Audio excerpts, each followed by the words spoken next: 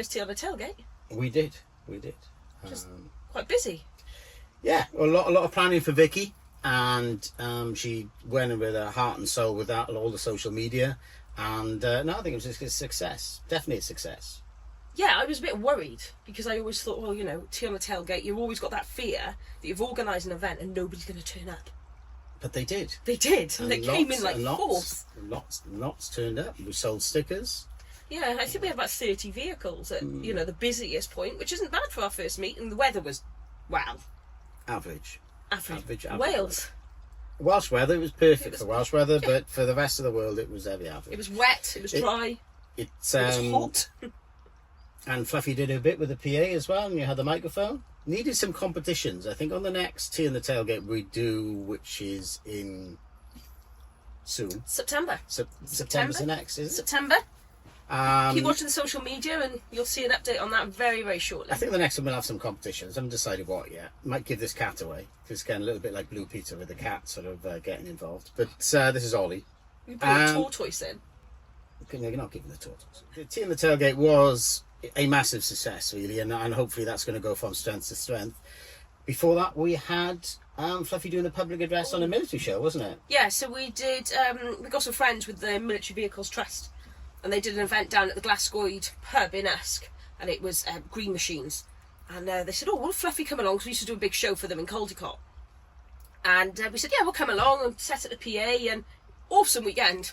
Lots of military vehicles. It was good. Lots of Land Rovers. Yeah, we did. Lots of tanks. Lots of tanks. One that I didn't like so much. And why did you not like that? It attacked me, that tank did. Well, it didn't attack me. We were doing, we were trying to improve our drone techniques, and we did get some drone footage of that particular show. I didn't get the bit of footage that would have worked really well, which is where the tank drove over the drone. So we don't have a drone at the moment, so that needs replacing. So anything we're doing is without drones, and that'll be basic.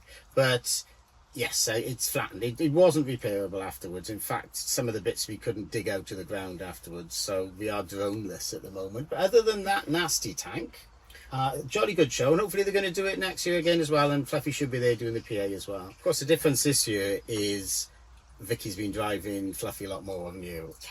And the main reasons with that, like other than the change on the gearbox, which has made things a lot better, of course, is the power steering. Power steering has made a massive difference. That was from Haystee. Haystee Automotive. Yeah, and in fact, since we've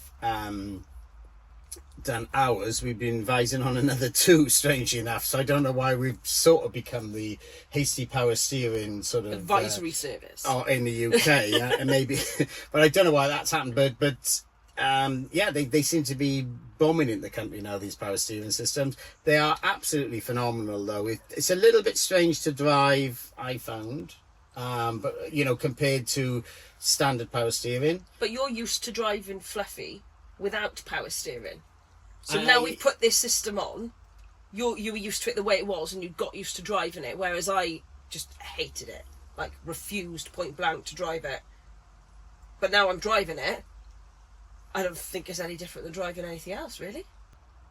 It's like, because the way it is done, and I don't know how many people know how it's actually done. It's done with a ram where your actual power steering damper would be. So it makes the road feel slightly vague, can be strange on occasions, but once you get used to it, it's actually really good. And off-road, none of the bumps and sort of what would normally be coming back up the power steering, it happens because it's taken out with the ram at the early stage. So the actual steering relay is protected, the steering box is protected, all your track rod ends are protected. So in that way, it takes a lot of the grunt out of it. But you know, you haven't had any issue driving it at all, going straight out of a non-power Series 3. Really. Well, yeah, I'm used to driving the Series 3, which is non-power steering anyway. And I've always been quite against putting power steering on any kind of older vehicle because it defeats the object, for me. If you're going to drive an old vehicle, you shouldn't be driving it with mod cons. But you don't normally drive it with tyres the size of sort of a Mini Metro on either, so... What do you mean tyres the size of a Mini Metro? Well, they're pretty big tyres on Fluffy, and off-road they were a nightmare to hold on the steering wheel. The steering wheel would bend when you hit sort of potholes off-road, so you did need something. So, while you know, an 88 or, you know, on 600 tyres, something like that is fine with that power steering. Even with the tyres you've got on yours, which are a bit bigger, it's you know, a little bit more difficult. Yeah, I think this year might be the year that we look at changing those potentially. You'd soon know it if you actually put road tyres on that as opposed to mud terrains, because then the steering goes heavier. Yeah. Power steering on it. Another £2,000, you know. No. I would not be putting power steering on my CV3. It isn't the cheapest I like to option, actually is it? feel it driving. Yeah. No, it's not cheap. It isn't the cheapest option to actually to do power steering with that. Things like the P38 box and things would be actual cheaper, but it's much easier. There's no labour involved, and you know, you're not modifying a vehicle at all. You can unbolt it and move it onto the next vehicle if you want to. The most difficult part is the actual probably mounting the reservoir and getting the pump on it. I'll get Vicky to shoot a couple of little bits of video so you can see where I put the reservoir. The only place we could get the reservoir at the moment is just under there, on the side of the gear stick. Little bit lower than I would have liked, but still above the pump. The actual belt is not going to the right pulley because it's going to the alternator, which we're going to put that down to the crank because it is inclined to slip on occasions if it's under a lot of load. We've only lost it twice. Yeah, keep spare belts. But as far as a kit, if properly fitted, brilliant. You know, worth the money. It was worth the money. Should hopefully outlast me. Because when it breaks, I'll probably crash into a wall. But driving along, we've got lovely power steering, and none. Gone, completely gone. We've had the belts come off. When the actual power steering fails, it just reverts back to as it was before. So you can still steer. So for anything catastrophic to happen, it would have to literally fall off. But the actual, if the power steering fails as far as the belts or the pump or anything like that, it just reverts back to as it was before. No, not many events planned in the next few weeks, but we do have South Wales' Tea on a Tailgate this Saturday at the Glasgow Inn in Usk. Yes, that should be fun. Same place we did the military show, so they'll be getting fed up of us there. That should be hopefully well attended as yours. It seems quite well attended. There's lots of following on social media. Mm-hmm. Bring your tea. And your tailgate. Yeah, you don't really need a tailgate. You can bring what you want, but tailgate is handy.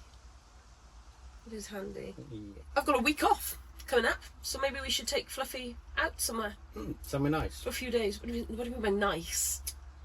Outside of Wales. I don't mean that, actually. I think potentially Wales might be a thing to do. There are various routes that have popped up in Wales recently, but I'd like to do a bit more off-roading.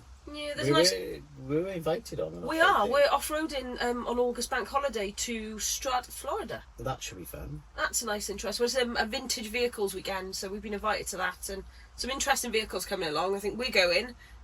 They have told us there's a 101 going as well. So as long as there's something big to put Fluffy back on his wheels when it has a little lie down. Yeah, but it's only going to fall once. Yeah, it's highly unlikely going to flip. Turn like a pack of cards and go flat, but it's. I believe it'll only fall over once. It'll never go over under its roof. Very unlikely. Very, very unlikely, unless you're going to go off a cliff. And then it'll probably fly like Chitty Chitty Bang Bang. Obviously, in the back of Fluffy.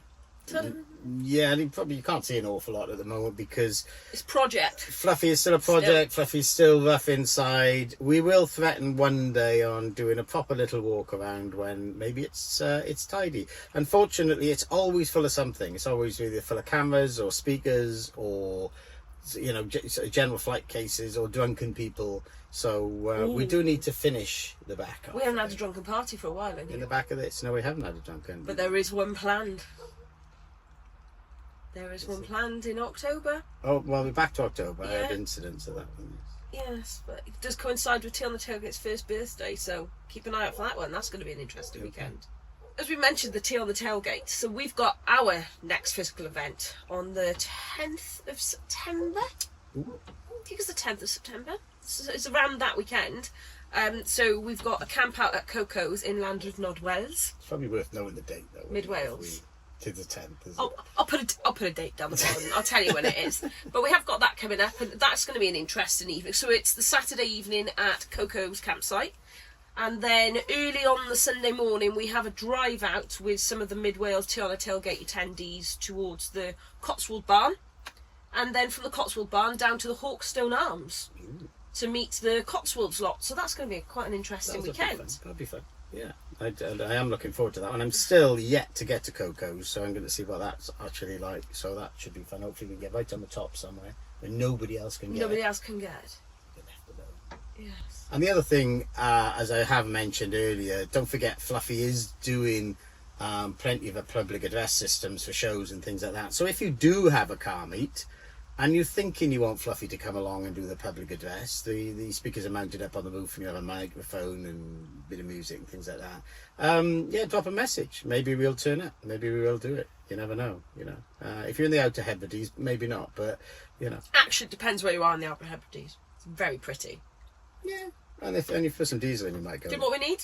A tea on a tailgate on a beach somewhere in Europe. That'll be quite nice. But you might be better off with Wales. Wales Beach. Cornwall. That's not really mid-Wales, is it?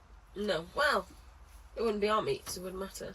Okay. Okay, so, yeah, that's it, really. Yeah, from me. And from me. And from Ollie as well. Ollie, Take care, and we shall speak to you next month. Bye-bye. Bye-bye.